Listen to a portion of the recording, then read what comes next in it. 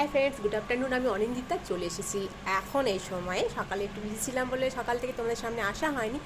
আর দেখো, সামনে রয়েছে আমার ডেকোরেশনের কিছু জিনিস। আর ডেকোরেশন করতে আজকালকার যুগে কার না ভালো লাগে বলো? সবারই কিন্তু ভীষণ প্রিয়। আর আমার বাড়িটা খুব ছোট, আমার ডেকোরেশন করার খুব ভালোবাসি করতে। বাট কী বলো তো, একটা বাড়িটা যেহেতু ছোটো, সেভাবে সেরকম ডেকোরেশন করে উঠতে পারি না। তাই এই দেয়ালটা আমি একটু ফাঁকা পেয়েছি, আর এই দেয়ালটাই আমি কাজে লাগিয়েছি। আর দেখো, এগুলো সব মিশোতে অনেকেই বলে কি মিশো থেকে খুব একটা জিনিস হয়তো বেটার হয় না, বাট না, সেটা ভুল ধারণা। দেখো, আমি কিন্তু এগুলো সব মিশো থেকেই নিয়েছি। এই হ্যাঙ্গিংটা দেখছো, এটাও মিশো থেকে নিয়েছি, এই পটটাও মিশো থেকে নিয়েছি, কিন্তু খুব সুন্দর এসেছে দেখো।